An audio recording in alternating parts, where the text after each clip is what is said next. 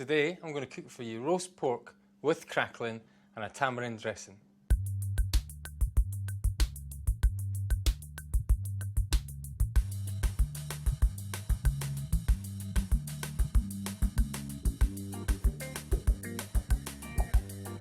Hi, I'm James Jocky Petrie and I'm Head of Creative Development at the Ledbury Restaurant. To start off with, it's really key and really important to get a really good pork chop and go and visit your local butcher and ask if you can make a 2-bone pork chop.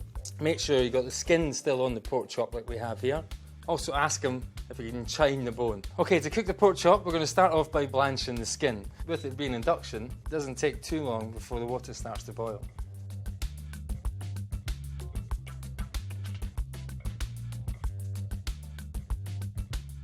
So then we'll take some grapeseed oil, and again, there wants to be quite a good layer of oil. And you can already hear it starting to warm up, and that's the speed of the induction. Table salt will give you more of an even layer of salt, rather than the rock salt which give you like crystals of salt. So this will be a bit more even. We're going to press it down just at the beginning, just so all the whole fat, or the whole skin of the pork is getting covered by the oil. So then we'll get a nice even layer for the crackling. And it's key, another key element is make sure we season this with salt at the beginning, that way we get a really delicious salty pork crackling. So after about 3 or 4 minutes, as you can see, we'll get a nice golden brown crackling on the pork. And then we'll stick the pork chop in the oven for about 25 to 30 minutes till it reaches internal temperature of 55 to 60 Celsius.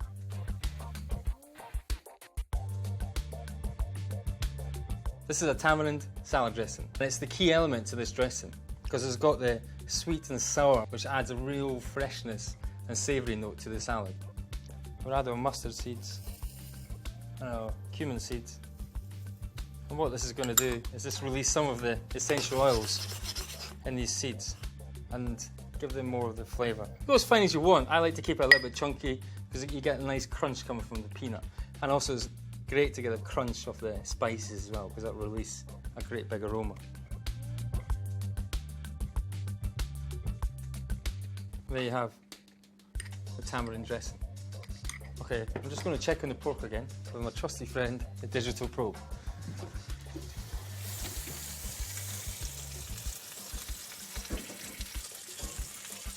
Perfect, so we've reached a temperature of about 58 degrees Celsius, so we'll take the pork out of the oven.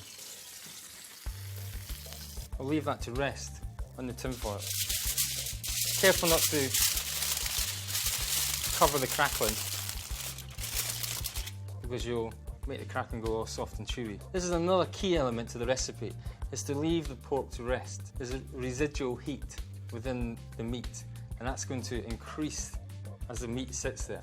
So we're going to go up to about temperature maybe between 62 and 65 degrees Celsius, which is going to be a perfect temperature for serving this pork chop. But there's no danger of this heating up because the flex induction only works when it detects a pan.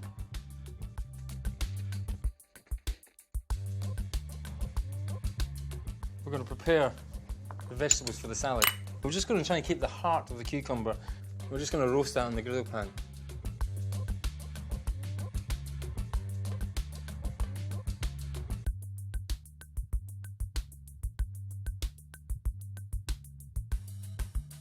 For the sauce, what we're going to do, we're going to add the butter to the teppanyaki pan.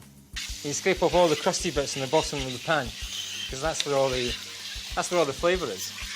So next up is ready to plate up the dish.